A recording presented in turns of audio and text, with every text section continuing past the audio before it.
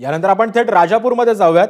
राजन साळवींनी आता शिवसेनेमध्ये पक्षप्रवेश केल्यानंतर त्यांचं आता जंगी स्वागत या ठिकाणी केलं जात आहे। या ठिकाणी आपण बघतोय राजन साळवी त्यानंतर किरण सामंत सुद्धा या ठिकाणी उपस्थित आहेत आणि त्यानंतर आता राजन साळवींचं मोठ्या उत्साहामध्ये आता शिवसेनेकडून स्वागत केलं जात आहे।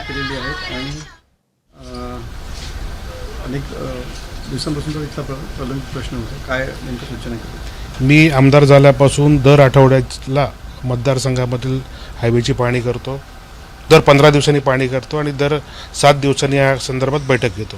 त्या दरवेळीच्या कार्यक्रमाप्रमाणे ही बैठक मी घेतली। आज राजन साळवी सुद्धा पक्ष झाल्यानंतर पहिल्यांदा मतदारसंघामध्ये आले। त्यांच्या कार्यक्रमाला सुद्धा तुम्ही उपस्थित होता। खेळीमेळीचं वातावरण शिवसेनेमध्ये दिसतंय। राजन साळवी साहेबांनी 13 तारीखला माननीय उपमुख्यमंत्री एकनाथ शिंदे साहेबांच्या उपस्थितीत, पालकमंत्री उदय सामंतांच्या उपस्थितीमध्ये मुंबई ठाण्याला प्रवेश केला। त्याच्यानंतर ते आज पहिल्यांदाच मतदारसंघात आले, त्यामुळे आम्ही सर्व शिवसैनिकांनी त्यांचं स्वागत केलं।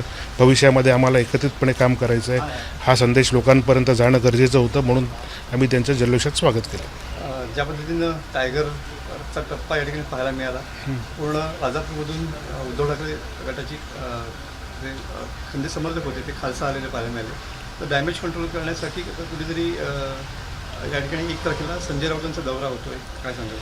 माननीय संजय राऊत साहेब हे ज्येष्ठ शिवसेना उभाटाचे नेते आहेत, त्यांचं लांजा राजापूर संगमेश्वरचा आमदार म्हणून मी मतदारसंघामध्ये स्वागत करतो। पण या ठिकाणी उद्धव ठाकरे सेनेची शाखा देखील ओपन करण्याचा प्रयत्न म्हणजे त्यांचा नाही, प्रत्येक माणसाला, प्रत्येकाला लोकशाहीमध्ये त्याचं काम करण्याचा अधिकार आहे, त्याप्रमाणे ते शाखा उभी करतात।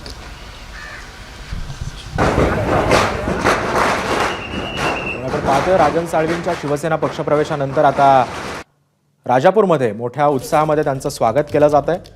भविष्यामध्ये राजन साळवींसोबत एकत्र काम करणार असल्याची प्रतिक्रिया देखील आता यावेळी किरण सामंतांनी दिली। एबीपी माझा, उघडा डोळे बघा नीट।